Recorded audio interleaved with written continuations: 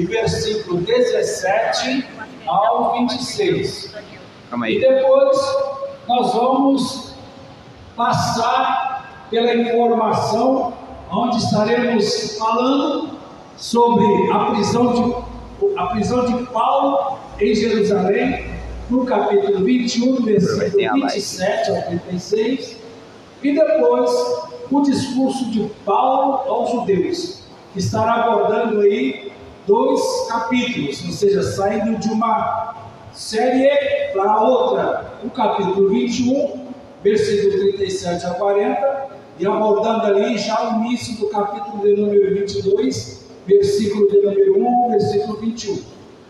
E depois nós vamos ver que Paulo ele vai se revelar como cidadão romano, no capítulo 22, do versículo 22 ao 29.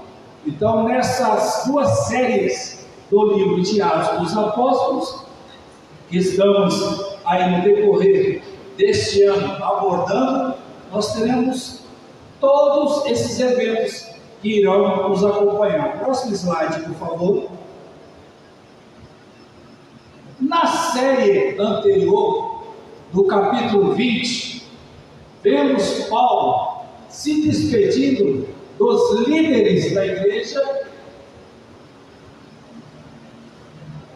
Paulo se despedindo dos líderes da igreja de Éfeso, saindo da cidade de Mileto, ele navega em direção a Jerusalém para as comemorações do Pentecoste. Então, Paulo está indo para Jerusalém para as comemorações do Pentecoste.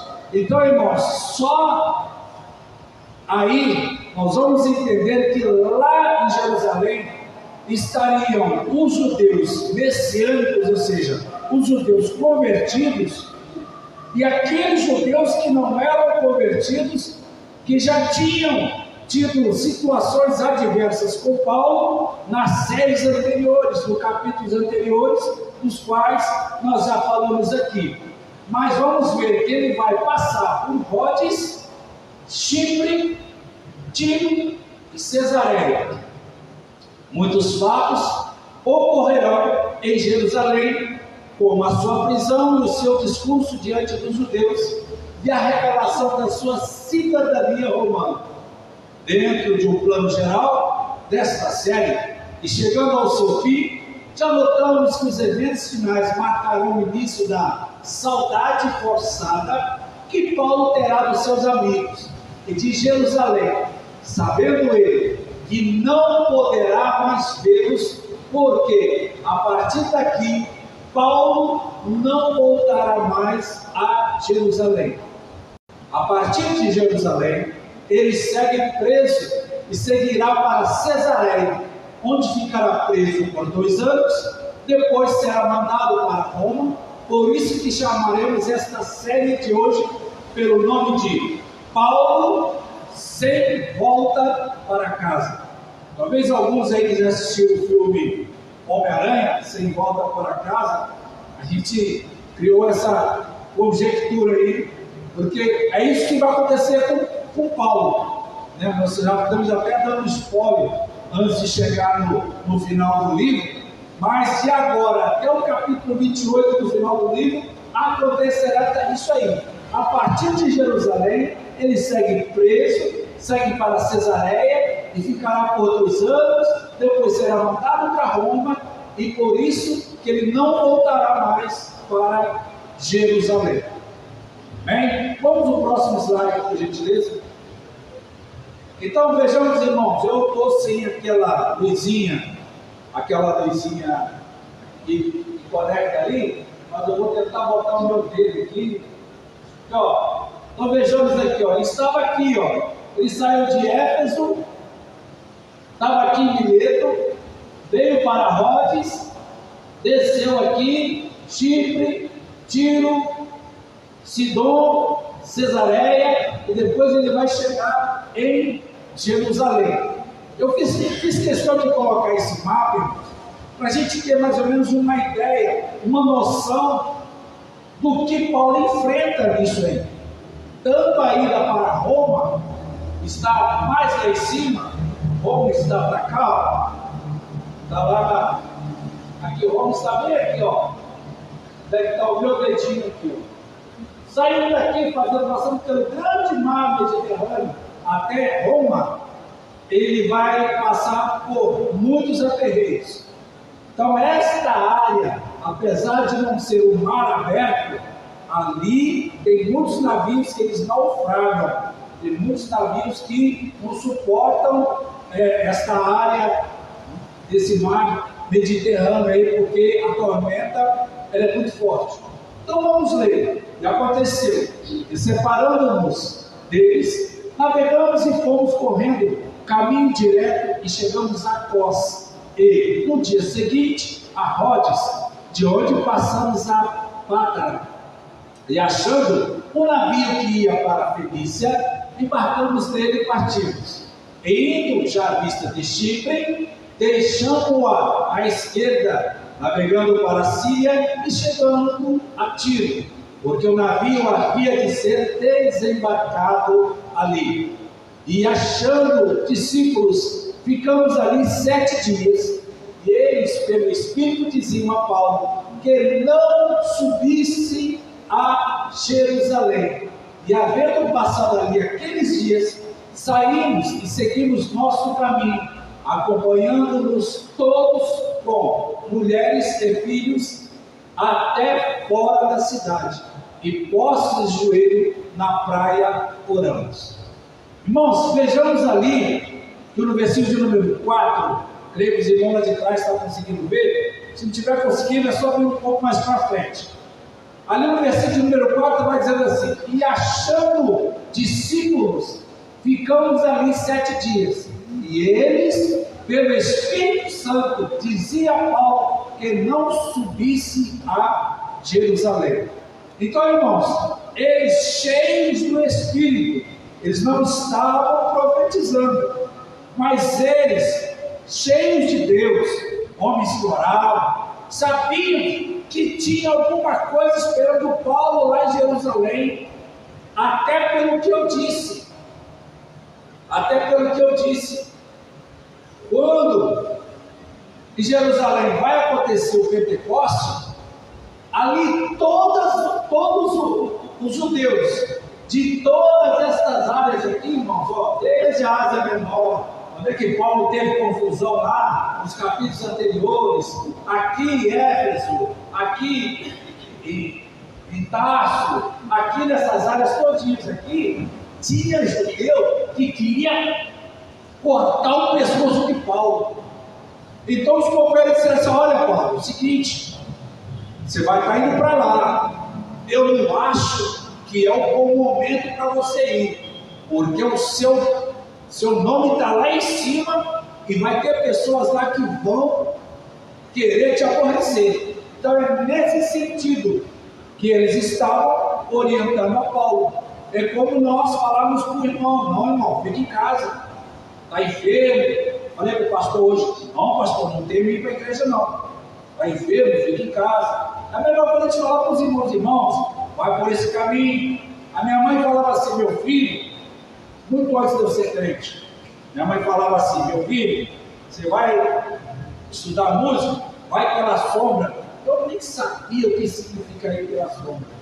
E hoje, lendo a Bíblia, eu entendo que a sombra, que mesmo sem ela talvez saber, é a sombra do Altíssimo. Aquele que anda pela sombra de Deus, ele recebe refrigério, recebe milagre, recebe bênção. Sombra do Altíssimo na Bíblia, ela tem vários significados, inclusive milagre. O anjo disse que a sombra do Altíssimo cobriu Maria e gerou milagre.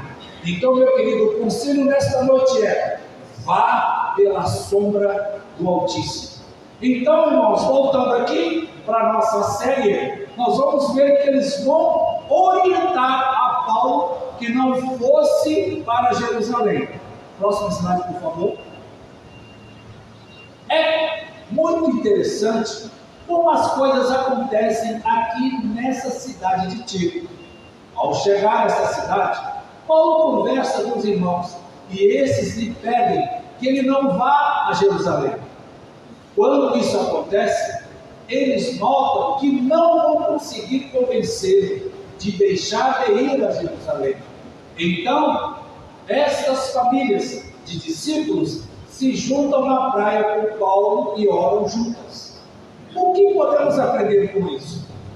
Aprendemos e entendemos que, por vezes, não vamos concordar com todas as decisões da nossa liderança, mas devemos encontrar um ponto de concordância e orar pelo projeto. O meu parentesco com Jesus está ligado no nível da minha obediência à sua palavra. Muitas pessoas, irmãos, não concordavam com muita coisa que Jesus queria fazer. Mas, eu não concordo com isso que Jesus quer fazer. Mas como ele é meu líder, por obediência, eu vou fazer. Mas eu não concordo com isso que o pastor Nilson quer fazer. Mas por obediência, nós vamos fazer. Mas eu não concordo que essa irmã do centro de oração, ela está querendo fazer. Mas por obediência, o meu parentesco com Jesus está ligado ao nível da minha obediência à sua palavra. Então, irmãos, quer ser crente próspero, quer ser um crente abençoado, quer caminhar na terra dos viventes, debaixo de uma bênção, eleve o seu nível de obediência à palavra. Se antes você ficava boquejando, é porque eu não vou, é porque está errado, é porque eu não posso, é porque se fiquei, é porque... A partir de hoje nós vamos elevar o nosso nível de obediência. Nós podemos não concordar, mas por obediência nós precisamos de chegar e encontrar um ponto de concordância e orar pelo projeto. Eu posso até não ir, mas eu vou orar pelo projeto. Eu posso até não ajudar o pastor, mas a minha obrigação é orar para que o projeto dê certo. Porque o pior crente é aquele que olha para o líder e fala assim: tomara que dê errado. O pior servo, o pior que se diz irmão de Jesus, Jesus é o meu irmão mais velho. O nível do meu parentesco com Jesus está ligado no nível da minha obediência à sua palavra. Se eu estou desejando mal ao próximo, a Bíblia diz: amai-vos uns aos outros como ele vos amou. Então o nível da minha obediência é que vai me fazer parente. Porque sangue nos torna parentes, mas a fidelidade nos torna irmãos. Você ouviu aquela situação que você fala assim: minha filha, eu nunca te vi, mas todas as vezes que a gente se fala, toda vez que você vem aqui em casa, toda vez que a gente se encontra, eu sinto um amor tão grande por você que parece que a gente é irmã. Parece que a gente é irmão. O que é isso? É a fidelidade de um cuidar do ministério da outra, de um querer que vá tudo bem na vida da outra. Olha, eu estou orando por você, mas eu também estou orando por você. Eu jejuei 2 vezes por você essa semana, então eu jejuei 3 vezes por você essa semana. Isso é o nível de crente que a igreja de hoje precisa de ser. Próximo item, por favor. Pelo dia seguinte, partindo dali Paulo e nós com ele. Quem fala nós com ele é Lucas, tá? É Lucas que está escrevendo ali, ó. E no dia seguinte, partindo dali Paulo e eu, Lucas, nós com ele, estávamos chegando a Cesareia e entrando em casa de Filipe, o evangelista, que era um dos 7, ficamos com ele. E tinha este 4 filhas virgens que profetizavam. Irmão, só quero fazer um parêntese. Esse Filipe, ele era um diácono. Aqui ele já está como evangelista morando na cidade de Cesareia. E essas filhas, não é porque elas já eram adultas, é porque elas tinham uma idade ali de 14, 15 anos. Já com 16 anos era costume do povo judeu casar as suas filhas. Então, quando diz ali que elas eram virgens, não é só pelo fato da situação física É porque elas já desde cedo estavam trabalhando na obra. Ele tinha estes 4 filhas virgens que profetizavam, trabalhavam na obra. E demorando-nos ali por uns dias, chegou da Judéia um profeta por nome Agabo. E vindo ter conosco, tomou a cinta de Paulo, e ligando-se os seus próprios pés e mãos, disse: veja bem o que ele vai dizer. É um profeta falando para Paulo. O que ele vai dizer? Isso diz o Espírito Santo: assim ligarão os judeus em Jerusalém o homem de quem é esta cinta, e o entregarão nas mãos dos gentios. Pronto. Ele não fala mais nada. Ele só está repetindo o que Paulo, já nos capítulos anteriores que nós vimos, Paulo sabia que ele ia passar por grandes tribulações. Quando chega em Tiro, as pessoas dizem: olha, está chegando a sua vez. Glória a Deus. Não vou arregar. Vamos para Jerusalém. Rapaz, não vai, a gente te ama muito. Tu é o nosso líder. Não vai, rapaz. Aí quem chega o profeta dizendo: olha, quando você chegar lá, vão te pegar. Vão tentar contra a sua vida. Versículo 12. E ouvindo nós isso, rogamos-lhes, tanto nós como os que eram daquele lugar, que não subissem a Jerusalém. Eles rogaram, pediram, falaram, insistiram que Paulo não subisse a Jerusalém. Até Lucas, tanto nós, 12, versículo 12, e ouvindo isto, nós, ouviram lá o profeta falar, até Lucas também pediu para que não fosse a Jerusalém. Mas Paulo respondeu: que fazei vós? Chorando e magoando meu coração, porque eu estou pronto, não só a ser ligado, mas também a morrer em Jerusalém, pelo nome do Senhor Jesus. Estava pronto a morrer em Jerusalém, só que ele não vai morrer em Jerusalém. Mas ele diz: olha, se eu tiver que morrer em Jerusalém, eu vou morrer, mas eu não vou arregar, eu não vou voltar atrás, eu vou continuar fazendo a obra do Senhor. E como não podíamos convencê-lo, nos aquietamos dizendo: faça-se a vontade do Senhor. Então tem hora, irmãos, que não é ficar batendo de frente. Você vai fazer, então que seja feita a vontade do Senhor na sua vida. Mas você não vai sair daqui de baixo, você não vai sair daqui sem oração, não. Vamos orar por ti. Continua. Próximo item, próximo slide. Chegando em Cesareia, Paulo fica na casa de Filipe. Este é o Filipe que em Atos 6 é eleito como diácono. Em Atos 8 evangeliza um eunuco em Samaria. E agora Filipe segue seu ministério e vida na cidade de Cesareia. Esta cidade, a Cesareia, é a mesma onde Pedro evangelizou os gentios em Atos 10, quando Cornélio e sua família foram batizados pelo Espírito Santo. Então, quem está acompanhando a série, quem está acompanhando os estudos, quem está acompanhando toda essa história de Atos dos Apóstolos, só vai lembrando: é mesmo, o pastor falou aquela vez, o irmão falou aquela vez. Agabo, o profeta, visto aqui, é o mesmo de Atos 11. Já passamos também por esta série 11, que profetiza sobre a fome que aconteceria no tempo de Cláudio César. Depois que ouviram a profecia de Agabo, os que estão na viagem com Paulo, inclusive Lucas e os seus amigos de Cesareia, rogam a Paulo que não vá para Jerusalém.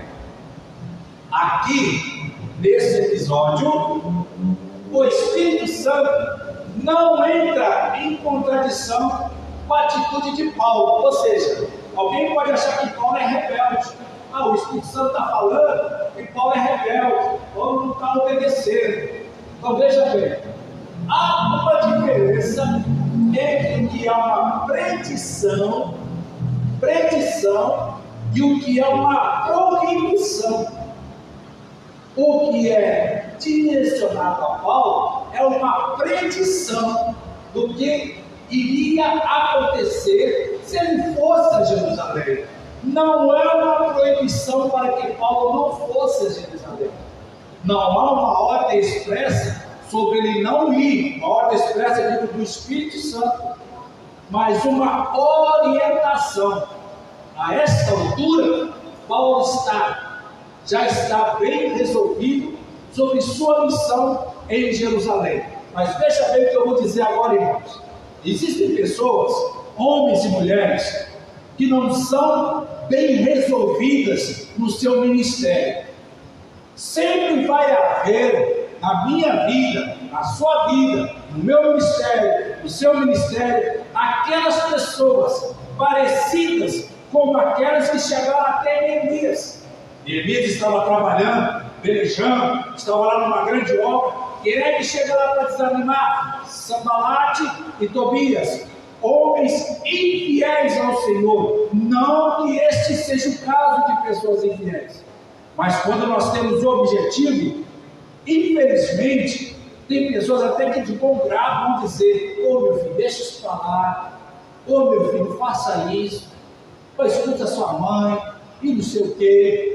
Mas você tem um foco fechado e sabe que você está na direção de Deus. A melhor coisa, irmãos, é quando nós estamos na direção de Deus, irão aparecer pessoas para tirar você de foco. Não, meu, não vai não faça não. Olha, vai lá acontecer isso contigo, vai acontecer aquilo. Mas quando nós estamos debaixo da autoridade, da direção de Deus, vai acontecer isso. A esta altura, Paulo já está bem resolvido. O que é que você quer para 2024 na sua vida? Então esteja bem resolvido, porque senão alguém vai colocar a mão no seu leme e o seu navio, em vez de ir para cá, vai para lá. Às vezes, eu aprendi uma vez, alguém disse em algum determinado lugar: a mesa está bagunçada porque você permitiu que a janela estivesse aberta. Às vezes a gente quer reclamar: porque está tudo bagunçado na minha vida, não dá nada certo, está acontecendo isso. É porque você deixou a janela aberta.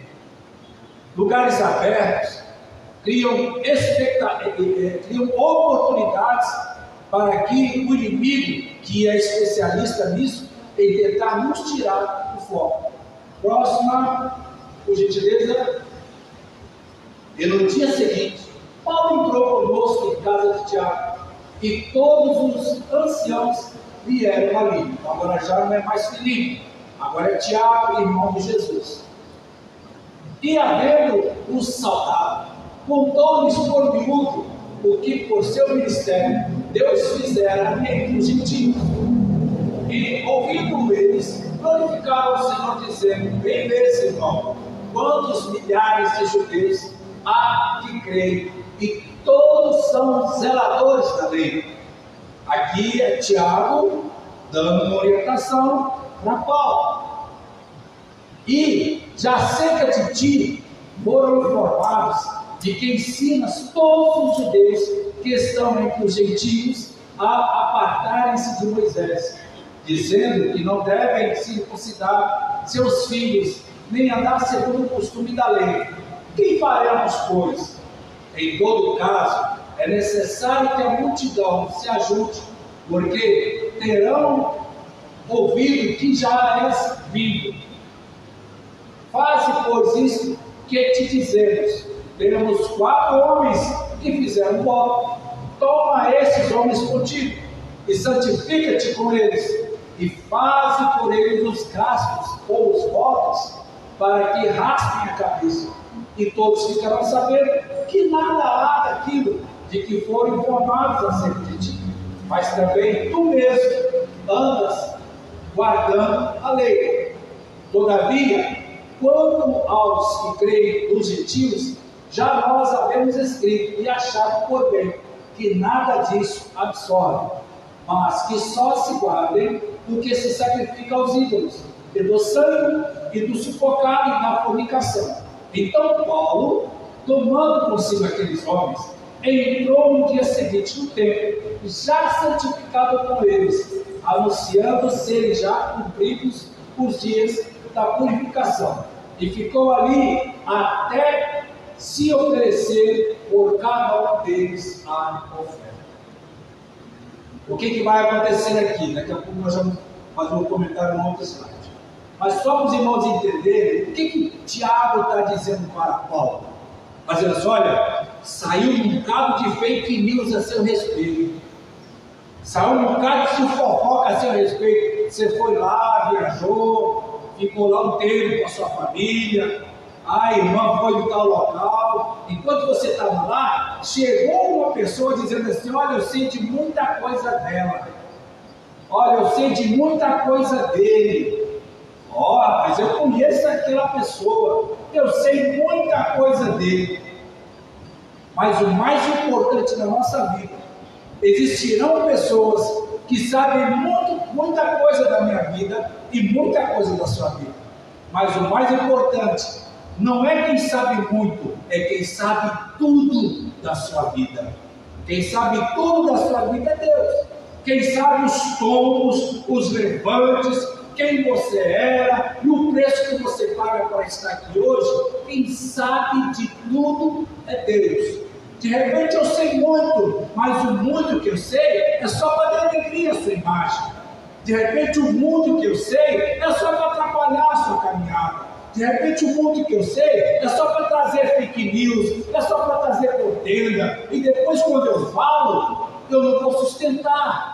Não foi eu que falei, não foi bem assim que eu disse, não, eu estou falando porque me disseram, me contaram, me falaram, olha os três inimigos do inferno, me disseram, me contaram, me falaram.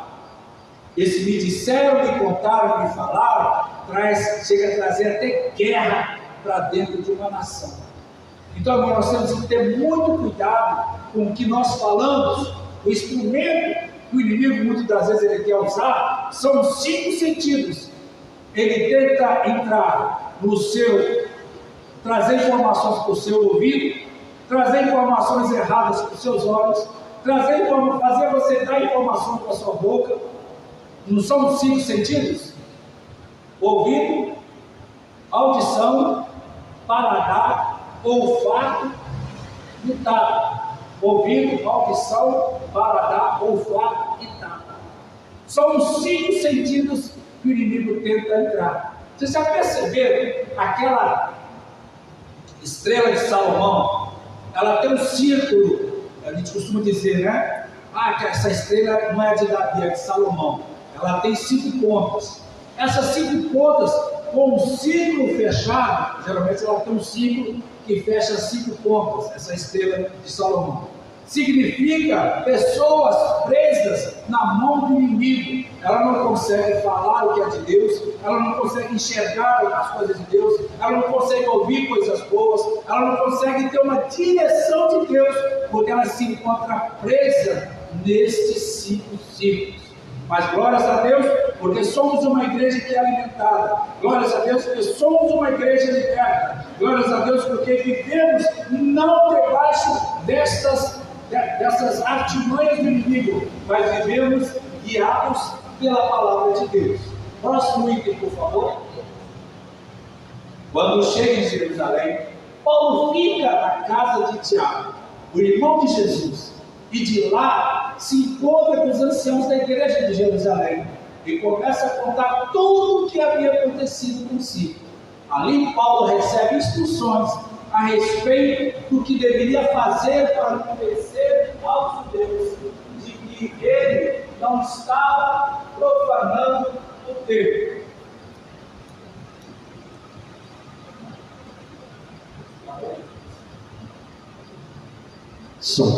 De que ele não estava profanando o templo ou ensinando algo que não era contra a lei. Aqui, a acusação dos judeus era de que Paulo estava ensinando que os judeus não precisavam seguir Moisés, o que não era verdade. Uma outra acusação que vão fazer contra Paulo é a de profanação do templo, outra fake news. Ou seja, vou fazer confusão na vida da fulana, na vida da ciclana, porque eu quero atrapalhar o ministério dela, quero atrapalhar a caminhada dele. A missão de Paulo era levar a palavra para os judeus e se sujeitaria a tudo para cumprir esta missão. Por isso, Paulo aceita fazer a purificação, tanto que no outro dia ele já estava de novo no templo. Agora vejamos bem, irmãos. Tome cuidado. Alguns estudiosos da Bíblia dizem que Paulo errou ao atender a esse pedido dos anciãos da igreja. São discordâncias que em nada interferem, irrelevantes ao propósito aqui a ser cumprido. Ou seja, se Paulo tomasse aquela atitude que os judeus não convertidos tomassem, Paulo também não estava errado. Mas se Paulo dissesse, não, agora já sou convertido, agora já sou judeu messiânico, eu não comungo com essas atitudes mais, porque agora já sou liberto em Cristo. Mas espera aí, se eu fizer isso aqui, devido ao que se levantaram contra mim, não, eu vou usar de sabedoria. Eu tenho certeza que eu não vou perder meu foco. Eu tenho certeza que o meu objetivo não vai ser fracassado e nem anulado por eu tomar essa atitude. Próximo item, por favor. E quando os 7 dias estavam quase a terminar, os judeus da Ásia, vendo-o no templo, alvoroçaram todo o povo e lançaram mão dele, clamando: homens israelitas, acordem, este é o homem que por todas as partes ensina a todos contra o povo e contra a lei, e contra este lugar, e demais isto introduziu também no templo os gregos, e profanou este santo lugar. Quem estava dando essa informação no capítulo 28 não era os judeus de Jerusalém, era aqueles judeus lá nos capítulos que nós estudamos anteriores, dos quais Paulo já havia passado por aquelas cidades, e eles não aceitaram a palavra de Deus. Mas como estavam todos ali para a festa do Pentecostes, eu vou pegar ele lá na festa do Pentecostes. Ele conseguiu fugir. Lembra que a gente mencionou que Paulo quase foi morto e fugiu? Eu vou fugir daqui, mas eu vou te pegar lá em Jerusalém. Tu vai estar lá na festa do Pentecostes, eu vou te pegar. Porque tinham visto com ele na cidade a Trófimo de Éfeso, o qual pensavam. Tem gente que de pensar faz virar uma lei. Ah, mas eu pensei. Não, pensar é uma coisa, lei é outra coisa. Tem pessoas que o pensamento é tão forte, ah, mas eu pensei que fosse. Não, pensar é uma coisa. Pensaram que Paulo introduzia no templo. E alvoroçou-se em toda a cidade, e houve grande concurso de povo, e tumulto ali no caso, né? E pegando Paulo, o arrastaram para fora do templo, e logo as portas se fecharam. Próximo item, por favor. Paulo é expulso do templo, ele então é arrastado para fora do templo, e é espancado. Um ponto para se notar aqui é que eles não podiam espancar ninguém no templo, por isso arrastaram para fora e fecharam a porta. Qual a diferença? Não, aqui na igreja eu tenho que ser santo. Não, lá fora eu posso enganar, lá fora eu posso matar, lá fora eu posso ter prejuízo, mas aqui na igreja eu não posso bater em pau. Não, lá fora, se a irmã precisar de mim, eu não vou ajudar. Mas aqui na igreja, vai ser aí, estamos juntos, tá? Glória a Deus, amém, aleluia. Ser crente fora do saleiro não é fácil. Mais uma vez, Paulo sofre fisicamente por amor do Evangelho. Eles se diziam legítimos filhos de Deus, digo eles se bateram em pau, tá?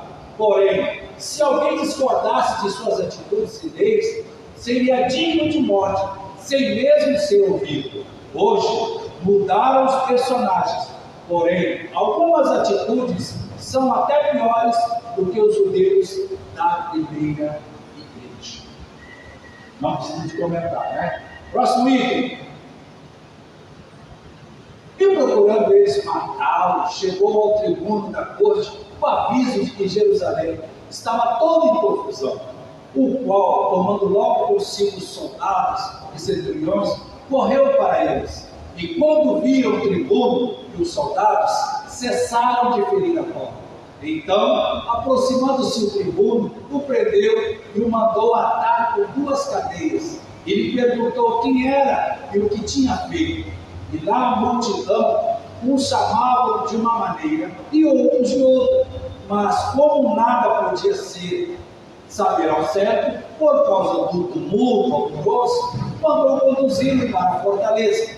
E sucedeu que, chegando às escadas, os soldados tiveram de lhe pegar, por causa da violência da multidão, porque a multidão do povo o seguia, clamando: mata-o! E quando iam introduzir Paulo na fortaleza, disse Paulo ao tribuno: é-me permitido dizer-te alguma coisa? E ele disse: sabes grego? Não és tu, porventura, aquele egípcio que antes desses dias fez uma sedição e levou ao deserto 4.000 salteadores? Mas Paulo lhe disse: na verdade que sou um homem judeu, cidadão de Tarso, cidade não um pouco célebre da Sicília. Rogo-te, porém, que me permitas falar ao povo. E havendo-lhe permitido, Paulo, pondo-se de pé nas escadas, fez um sinal com a mão ao povo, e feito grande silêncio, falou-lhes em língua hebraica, dizendo: mas isso já é o próximo capítulo. Vejamos, irmãos, então, que estas pessoas que se levantaram contra Paulo, essas pessoas, elas não tinham um pingo de misericórdia, não tinham um pingo de amor dentro de si, nada. A questão dentre eles é: você não pensa como eu, então você é digno de morte. Próximo slide, por favor. A confusão foi tão grande que o exército romano acaba intervindo na situação para manter a paz na cidade. É interessante, irmãos, que se o tribuno perdesse o controle por determinada região, Roma tomava tudo daquela pessoa que havia, assim, como se diz, aquele tribuno, ele perdia tudo, seus bens, perdia tudo que ele tinha, se por acaso ele perdesse o controle da ordem que Roma havia dado a ele. O tribuno Cláudio Dias, comandante da guarnição romana de Jerusalém, composto por cerca de 1.000 soldados romanos, era um oficial de alta patente que havia comprado a sua cidadania romana. Ele afasta Paulo da multidão e o prende. Paulo então se dirige em idioma grego ao tribuno. Ele fica espantado por Paulo saber aquele idioma, o que dá a Paulo a chance de se apresentar melhor para o tribuno. Com isso, consegue falar ao povo, o que faz em aramaico, prendendo a atenção daquelas pessoas, como veremos no capítulo 22. Em algumas tradições, diz que ele se dirigiu ao povo em aramaico, em outras em hebraico. É importante entender que este hebraico falado por Paulo também era chamado de aramaico, pois não era o mesmo hebraico utilizado para escrever o Antigo Testamento. Mesmo após ter sido espancado, Paulo se tornou sensível ao Espírito Santo, que lhe direcionava a fazer o melhor em cada situação. Quando estamos nas situações mais desfavoráveis de nossas vidas, é quando devemos estar sensíveis à voz do Espírito Santo.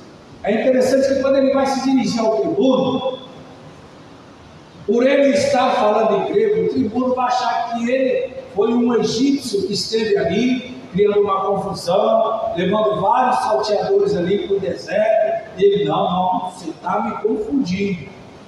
E quando ele começa a falar para o tribuno em grego, aí o tribuno começa: não, esse aqui é diferenciado. Vou procurar saber por que ele está apanhando, por que estão querendo matá-lo. E é importante isso, irmãos, dessa atitude de Paulo, ser oportunista. Paulo poderia ficar chateado, poderia ficar aborrecido, mas não. Independente do que lhe aconteceu, ele estava firme, estava sereno, estava convicto que a presença do Espírito Santo sobre ele é que dava suporte sobre a vida dele. Então, irmãos, quando às vezes acontecem algumas coisas desfavoráveis na nossa vida, a gente tem que aprender uma coisa muito simples, muito simples. O que vai nos aproximar de Deus são as provas.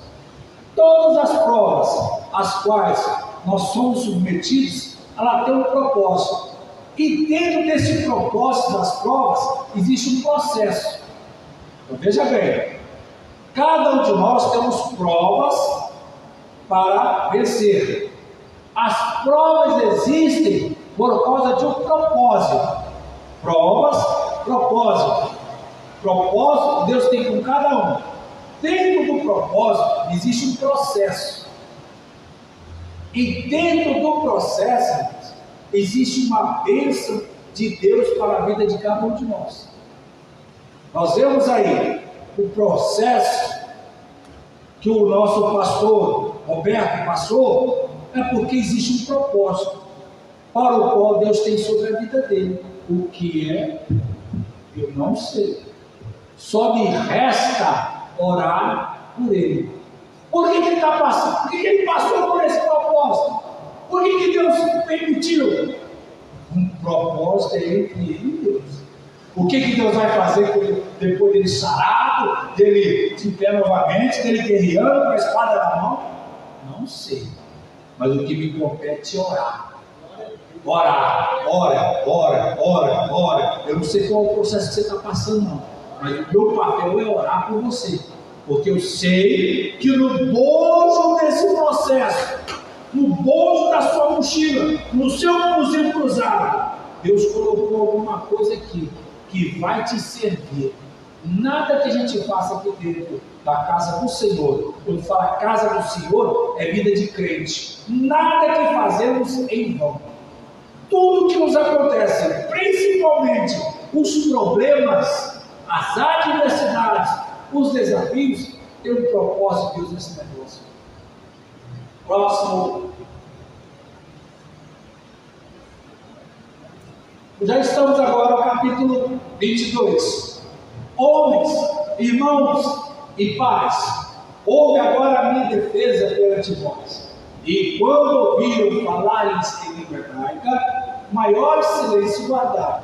E disse: quanto a mim, sou judeu, nascido da Cilícia e nesta cidade, criado aos pés de Gamaliel, instruído conforme a verdade da lei de nossos pais, zelador de Deus, como todos vós sois, e persegui este caminho até a morte, prendendo e pondo em prisões tanto homens como mulheres, como também o sumo sacerdote me é testemunha, e todo o conselho de anciãos, recebendo desses carta para os irmãos, fui até Damasco trazer maniatos, ou seja, presos para Jerusalém, aqueles que ali estivessem a fim de que fossem castigados. Ora, aconteceu que, indo eu já de caminho, chegando perto de Damasco, quase ao meio-dia, de repente me rodeou uma grande luz do céu, e caí por terra, e ouvi uma voz que me dizia: Saulo, Saulo, por que me persegues? E eu respondi: quem é, Senhor? Ele disse: eu sou Jesus Nazareno, a quem tu persegues. E os que estavam comigo viram uma verdade, a luz, e se atemorizaram muito, mas não ouviram a voz daquele que falava comigo. Então disse eu: Senhor, o que farei? E o Senhor disse-me: levanta-te e vai a Damasco, e ali se dirá tudo o que te é ordenado a fazer. Próximo slide.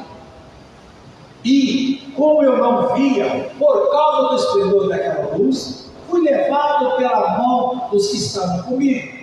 Cheguei a Damasco, e um certo Ananias, homem piedoso, conforme a lei, que tinha bom testemunho de todos os deuses que ali moravam, vindo ter comigo e apresentando-se, disse: Saulo, irmão, recobra a vista. E naquela hora mesma eu vi. E ele disse: o Deus de nossos pais, de antemão te designou para que conheças a sua vontade e veja aquele justo e ouça a voz da sua boca, porque há de ser uma testemunha para todos os homens do que tens visto e ouvido. E agora, por que te detens? Levanta-te e batiza-te e lava os teus pecados, invocando o nome do Senhor.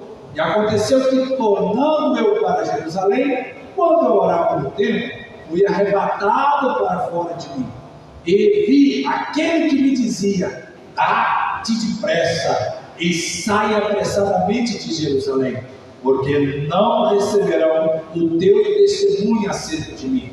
E eu disse: Senhor, eles bem sabem que eu lançava na prisão e açoitava na sinagoga os que criam em ti. E quando o sangue de Estevão, tua testemunha, se derramava, também eu presente consentia na sua morte, e guardava as capas dos que o matavam. E disse-me: vá, porque hei de enviar-te aos gentios de longe. Então, irmãos, o que vai acontecer? O que já aconteceu aqui que nós lemos é Paulo contando a sua história. Olha, vieram aqui e falaram de mim, vieram aqui trazer fake news, agora eu que vou dizer a verdade do que aconteceu. Olha, e detalhe, os anciãos podem comprovar isso. Olha, os fariseus aqui, mais conhecidos de mim, também podem certificar o que eu estou falando. E é interessante, irmãos, que Paulo, ele não era uma vez fariseu, ele era 2 vezes fariseu. Fariseu, irmãos, é aquele que hoje é chamado de crente, é aquele que é conhecido como o crente, o evangélico, o protestante. Por quê? O fariseu é aquele que protestava contra aqueles que pregavam erradamente a palavra de Deus. E Paulo era conhecedor de toda a lei, ele não era uma vez fariseu, ele era 2 vezes fariseu. Os irmãos vejam que muitas das vezes os fariseus que entravam em combate com Jesus para tentar tirar a credibilidade na pessoa de Jesus, os outros segmentos do judaísmo não faziam isso. Você não vê os outros segmentos fazendo isso que não seja os fariseus, porque os fariseus eles eram zelosos pela palavra. Então quem são os fariseus hoje? Somos nós. Agora nós temos que entender, não o fariseu pela palavra que hoje muitas pessoas falam, tu é fariseu, tu é falso. Não, é fariseu no sentido de ser zeloso e cuidadoso da palavra de Deus. Bem, vamos continuar com o próximo slide. Quando nos dispomos a falar de Jesus, precisamos ser mais claros e precisos. Paulo vai usar um idioma simples, uma linguagem simples. Aqui ele está diante de um mal entendido e ele precisa estabelecer uma boa comunicação para ser bem entendido. Então, quando isso acontecer com a sua vida, esclareça a melhor comunicação para que você seja entendido. Paulo vai contar a sua história, seu testemunho, para que as fake news sejam resolvidas. Paulo se apresenta no contexto e os judeus passam a conhecer a Paulo pela boca de Paulo e não por fofoqueiros. Isso é de suma importância na vida do crente. Quando Paulo apresenta Jesus, os judeus não rejeitam a sua palavra, mas a Jesus, e até hoje isso acontece. Então, quando Paulo vai entrar com a palavra falando de Jesus, eles já vão querer matá-lo. Paulo enfatiza sua herança judaica, e como ele era fariseu de uma seita restrita dentro do judaísmo, ele enfatiza que sua crença em Jesus como Messias não é uma rejeição de suas raízes judaicas, mas sim uma extensão delas. Paulo também enfatiza que foi comissionado pelo próprio Jesus para ser um apóstolo aos gentios, e ele vê isso como uma parte crucial da sua missão. O que ele fala quando ele diz ali, irmãos, que eu escrevi? Ele enfatiza que sua crença em Jesus Cristo como Messias não é uma rejeição de suas raízes, mas sim uma extensão delas. O que a gente aprendeu? Pelo menos eu aprendi no catolicismo, que eu vim do catolicismo, né? 24 anos aceitei Jesus em 1996, então estamos até hoje na caminhada. Eu aprendi lá que amar o próximo como a ti mesmo. É a única coisa que eu aprendi. Mas quando nós entendemos da profundidade, da largura, da altura, do sacrifício vicário de Jesus, esta palavra que está lá no Antigo Testamento, agora no Novo ela vai abrir os meus olhos. Amai-vos uns aos outros como Ele vos amou. Agora não é mais amar você como eu me amo, porque tem gente que não ama nem a si mesmo, tem gente que nem banho gosta de tomar, tem gente que é rebelde até consigo mesmo. Como é que ele vai ser? Como é que ele vai amar o próximo se ele não sabe cuidar nem dele mesmo? Se ele não cuida nem do cabelo, nem da veste, nem do lugar onde ele mora? Então agora essa visão, esse entendimento sobre a instrução de Jesus passa a abrir os nossos olhos. Próximo item, por favor. E disse-me, Pai, porque hei de te enviar aos gentios de longe. E ouviram até esta palavra, e levantaram a voz, dizendo: tira da terra um tal homem, porque não convém que viva. E clamando eles, e arrojaram de si as vestes e lançaram para o ar. Então, irmãos, aqui nós vamos ver que os judeus recusaram ouvir Paulo, porque criam que partilhar de seus privilégios com não-judeus colocaria em risco a relação de união que a nação tinha com Deus. Os judeus não odiavam todos os gentios. Eles até permitiam os que temiam a Deus adorassem o ato dos gentios.